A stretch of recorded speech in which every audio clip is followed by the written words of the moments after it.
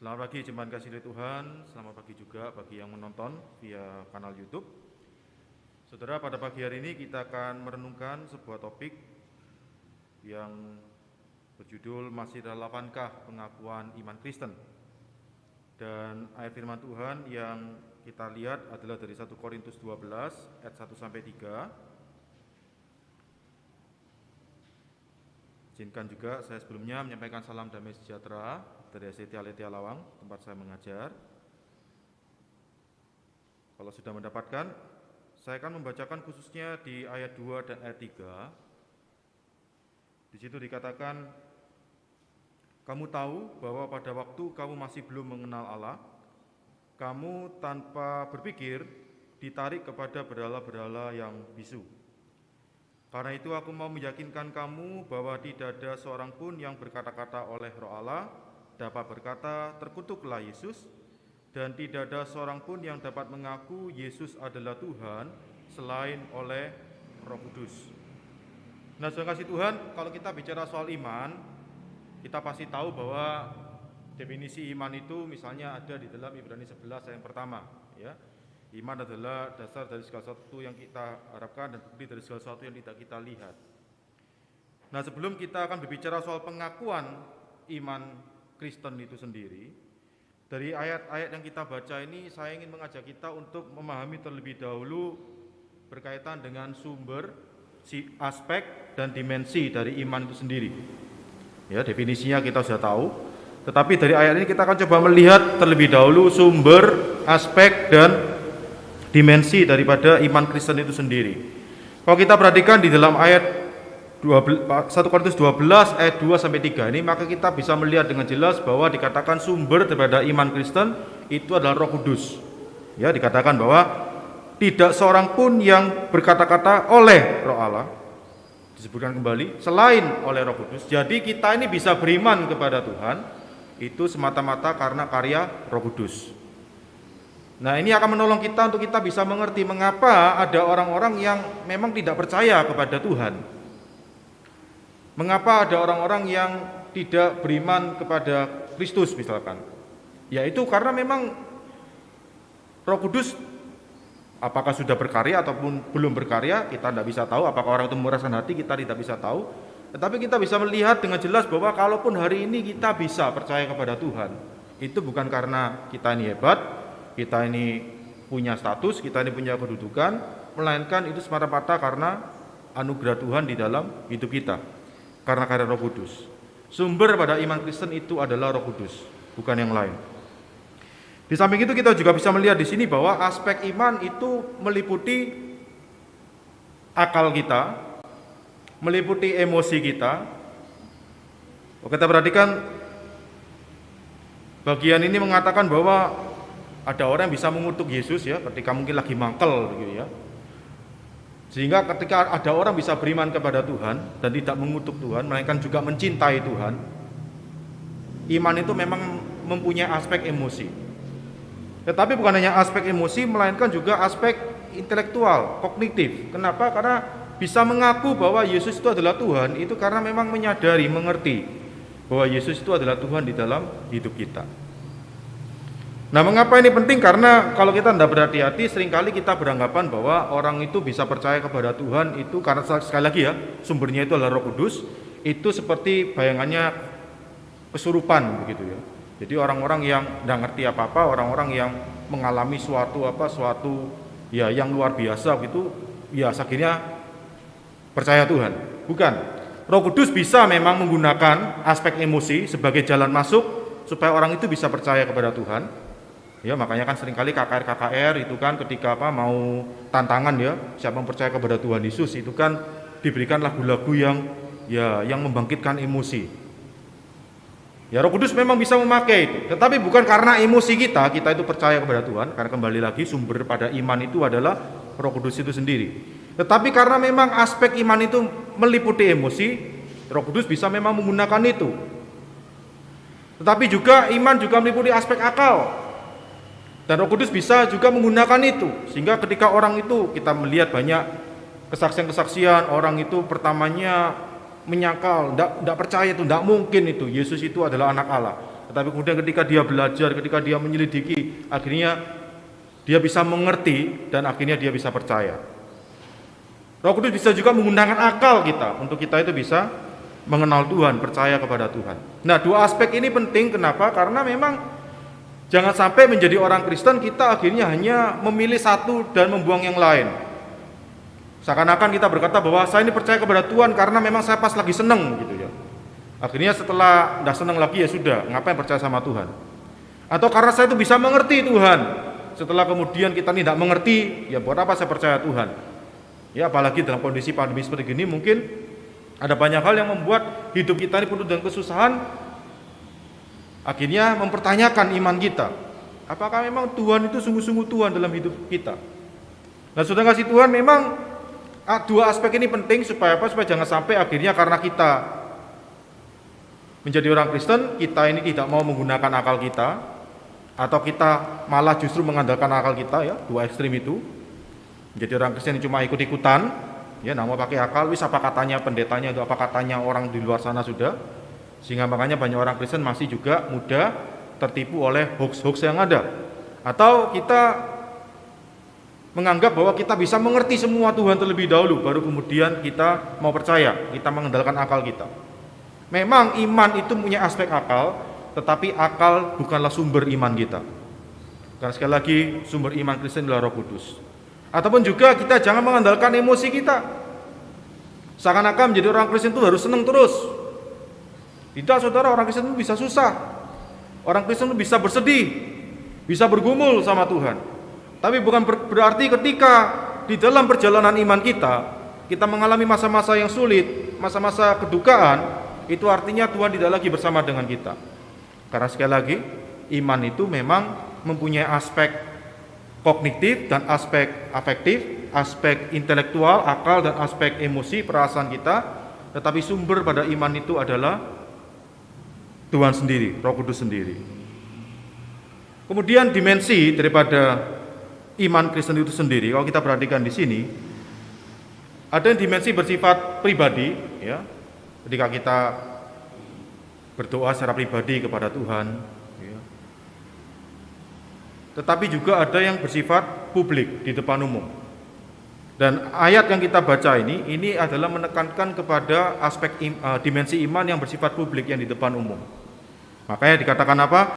Terkutuklah Yesus, atau Yesus adalah Tuhan, sebuah pengakuan yang dikatakan di depan umum.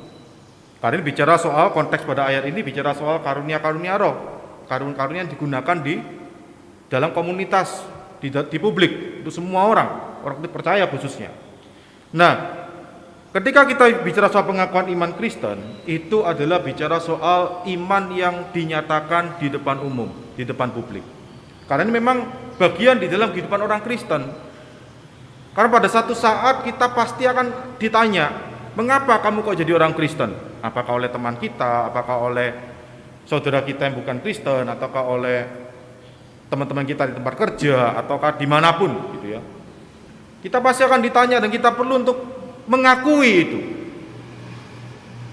Nah, akan mungkin ketika kita ditanya mengapa kamu jadi orang Kristen, ya karena keluarga saya Kristen, ya saya jadi orang Kristen. Saudara, itu bukan sebuah pengakuan iman, itu adalah sekedar kita ya tidak menyadari bahwa iman itu memang perlu untuk kita pahami.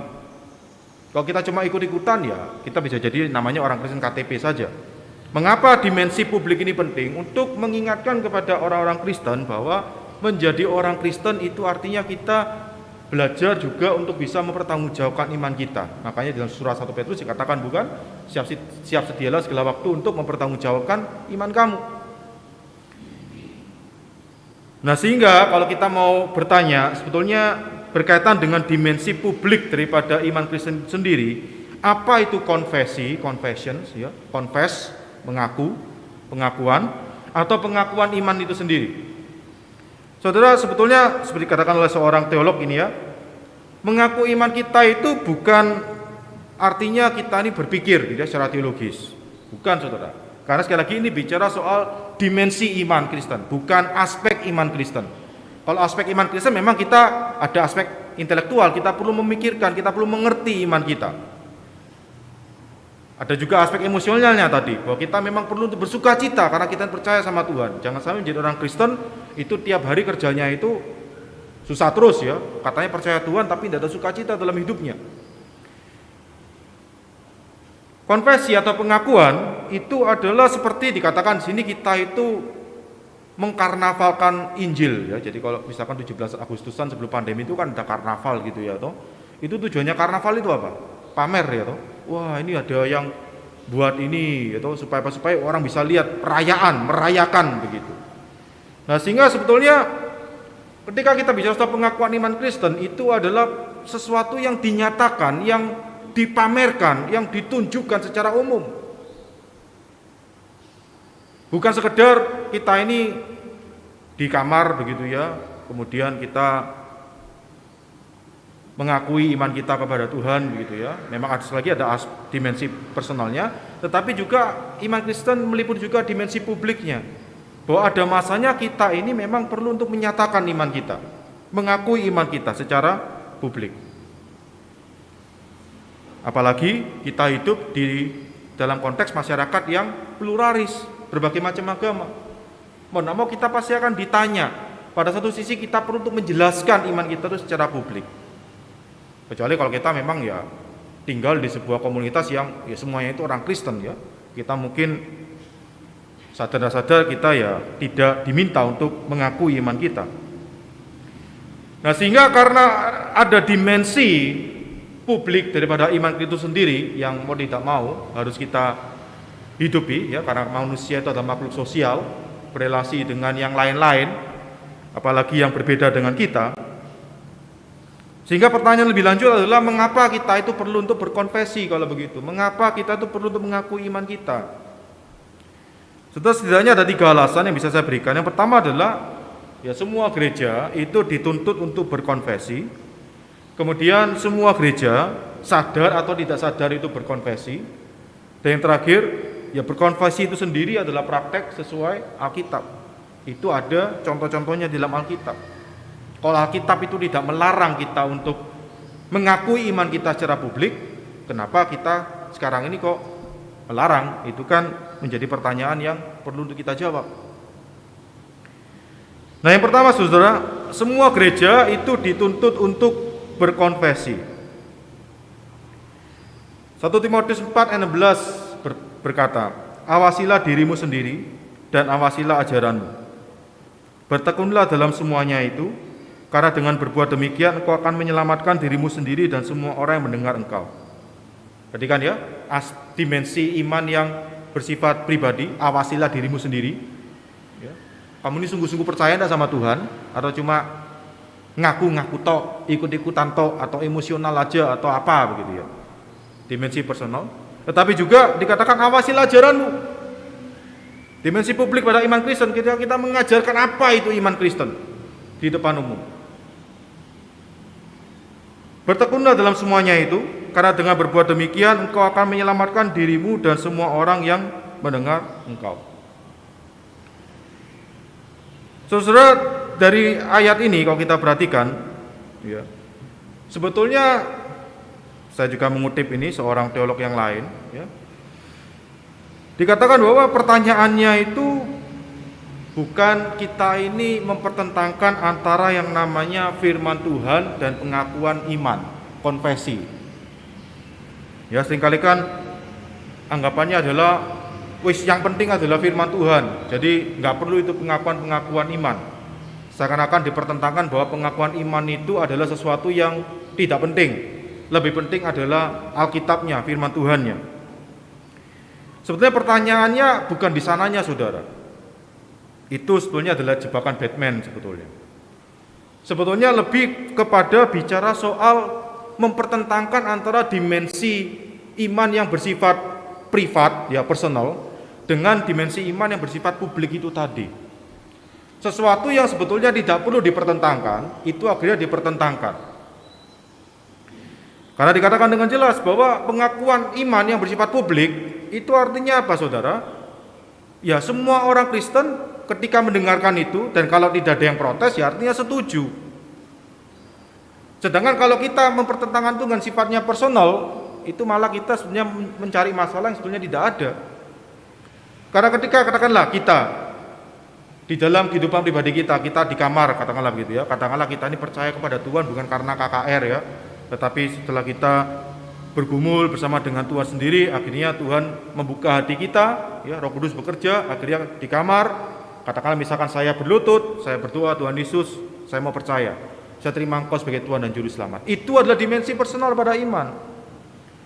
Tetapi ketika orang itu nantinya di depan umum, katakanlah ketika dibaptis misalkan, sebagai wujud pada pengakuan imannya, saya percaya kepada Yesus. Ya, karena di gereja mula-mula praktek baptisan itu mereka harus mengucapkan sebuah formula. Ya, yang bunyinya kalau boleh saya gambarkan secara ya kasar ya.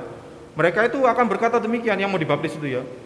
Dengan ini saya menyatakan bahwa saya itu percaya kepada Yesus Kristus dan saya menolak segala kuasa kegelapan yang ada di dunia ini. Baru kemudian dibaptis ya. Jadi mereka mengakui imannya secara publik. Apa yang mereka akui secara pribadi di dalam kehidupan mereka. Dan itu tidak perlu dipertentangkan. Seakan-akan bahwa pengakuan iman itu kan tidak alkitabiah, yang penting kan firman Tuhan. Itu bagian dalam kehidupan orang percaya. Yang kita sebagai makhluk sosial, kita memang perlu menyatakan iman kita itu kepada orang lain. Sehingga sebetulnya ketika kita mempertentangkan antara dimensi personal dan dimensi publik pada iman itu artinya apa? Kita sebetulnya memilih menjadi orang-orang yang senangnya sendiri, ya. Seakan-akan kita ini tidak mau menjadi berkat, yang penting saya jalani hidup saya menurut saya sendiri, semau saya sendiri. Menekankan kehidupan pribadi kita, privasi kita. Nah, ini tantangan bagi kita. Kita perlu tuh berpikir dengan hati-hati, jangan sampai gara-gara kita mau senanya sendiri akhirnya kita mengabaikan hal-hal penting yang ada dalam kehidupan orang percaya. Kemudian yang kedua, berkaitan dengan yang pertama tadi, semua gereja itu sadar atau tidak sadar itu berkonversi. Saudara misalkan ya, katakanlah bahwa ada sebuah gereja itu yang tidak mau pakai pengakuan iman manapun, ya, tidak mau pakai pengakuan iman rasuli, tidak mau pakai pengakuan iman Nisia Konstantinopel, tidak mau pakai pengakuan iman manapun katakanlah. Mau tidak mau dia itu pasti nanti akan mengakui imannya di depan umum. Apakah itu secara sadar akan dituliskan di website gerejanya, ya. Statement of faith itu, pernyataan iman itu, yang sebetulnya ya nama lain daripada pengakuan iman. Ketika kita state something, kita itu menyatakan, itu artinya kita sudah mengakui. Jadi harus ada statement of faith-nya. Kalaupun tidak ada, itu pasti akan bisa ditanya secara lisan. Apalagi kalau bicara di Indonesia yang ngurus izin gitu ya, kan pasti tanya ini gereja apa. Pasti akan mengakui imannya sadar ataupun tidak sadar, walaupun itu tidak ditulis mungkin. Nah, tetapi mengapa kita ini perlu untuk menuliskan pengakuan iman kita, membuatnya secara tertulis?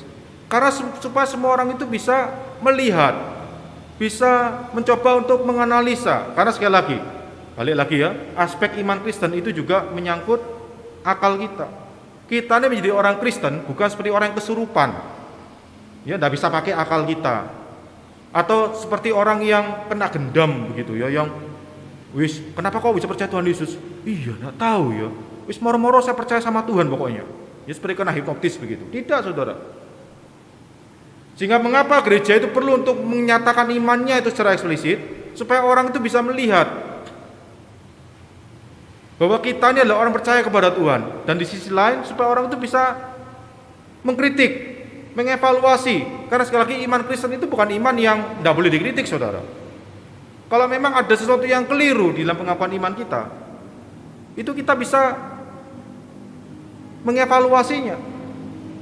Karena apa? Karena sekali lagi pengakuan iman itu tunduk pada firman Tuhan sekali lagi. Yang jadi masalah seringkali bukannya kita ini mau untuk bercoba untuk memikirkan tentang iman kita, apakah sesuai dengan firman Tuhan atau tidak. Yang seringkali jadi masalah itu apa? Bahwa ya kita ini maunya sendiri, menganggap pemikiran kita itu yang betul. Belum tentu dengan apa yang kita katakan itu sesuai dengan firman Tuhan. Kita mempertentangkan antara pemikiran kita sendiri dengan pengakuan iman yang dinyatakan secara publik itu, dibandingkan dengan kita mencoba untuk menganalisanya sesuai dengan firman Tuhan. Karena ketika kita untuk bersedia dikritik, itu artinya apa? Kita memang belajar untuk terus bertumbuh di dalam pengenalan kita kepada Tuhan.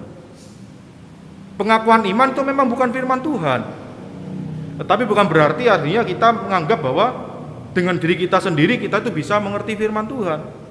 Pengakuan iman itu adalah sesuatu yang sudah dinyatakan secara umum dari dulu tentang keyakinan-keyakinan utama kekristenan.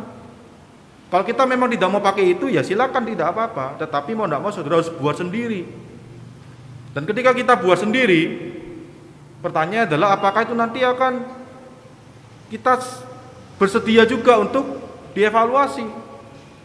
Sampai sejauh mana kita itu mau sungguh-sungguh tunduk kepada firman Tuhan.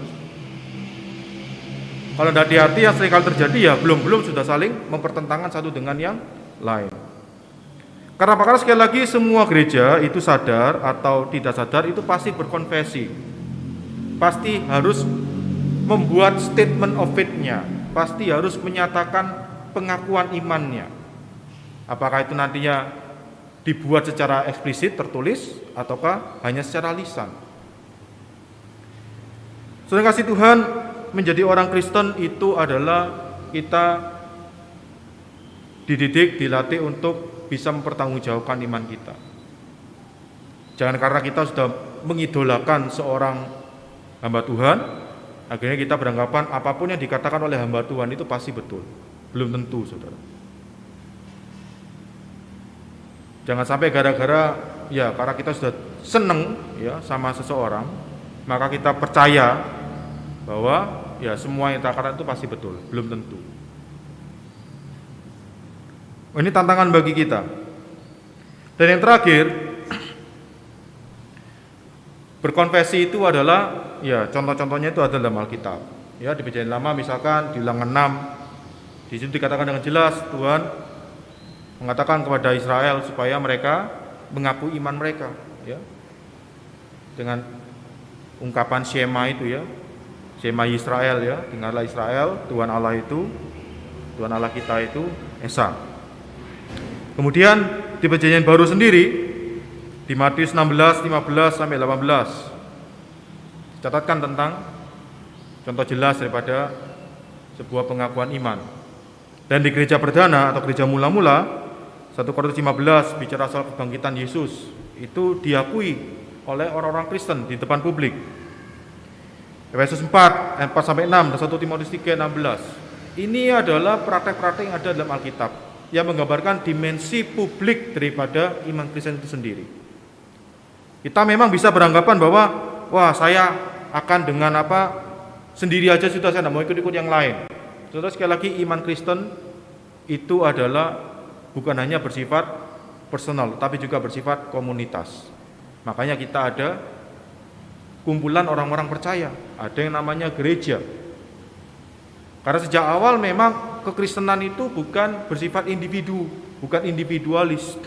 Yang penting saya percaya sudah, yang penting saya percaya masuk surga sendiri sudah, yang lain masuk neraka syukur tidak apa-apa sudah. Bukan itu, saudara. Yesus sendiri mengatakan dengan jelas supaya kita itu menjadi garam dan terang dunia ini. Sehingga mau tidak mau, iman Kristen itu mempunyai dimensi publik.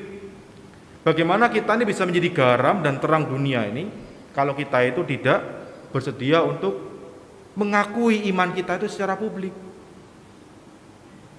Bagaimana kita bisa menjadi garam terang dunia ini kalau katakanlah di tempat kerja kita tuh malu untuk menghidupi iman kita. Jika ditanya apakah kamu orang Kristen? Iya. Terus bagaimana dengan yang agama-agama yang lain? Wis akhirnya kita sembarang aja berkata, ya wis apa semua agama sama kok, semua iman sama kok. Itu tantangan bagi kita.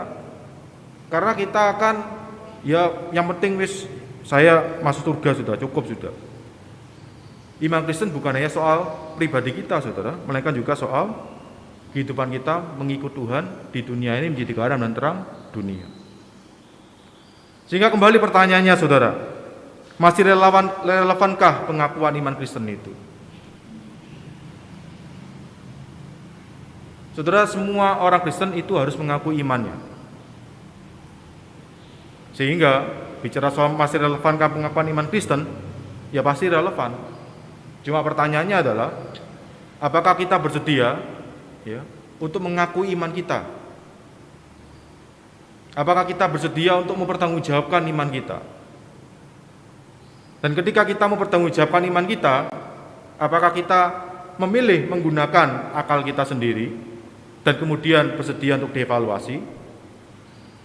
Ataukah kita juga memilih pengakuan-pengakuan iman yang sudah dinyatakan, dipakai oleh gereja-gereja sebelumnya, yang sudah teruji oleh waktu, kita menggunakannya sambil kita juga terus mengevaluasinya. Bukan berarti terus kita terima mentah-mentah, kita juga terus mengevaluasinya. Pilihannya cuma itu aja, karena mau tidak mau kita pasti harus mengakui iman kita. Apakah kita mengakuinya sendiri, ya tidak mau bantuan orang yang lain, ataukah kita menggunakan bantuan orang-orang Kristen yang lain yang sudah menyaksikan iman mereka di gereja sepanjang sejarah kekristenan. Apakah kita sederhananya ketika kita ditanya, apa toh sebetulnya isi iman kamu? Apakah kita mau mencoba untuk membuat sendiri? Ya silakan, monggo, enggak apa-apa. Ya.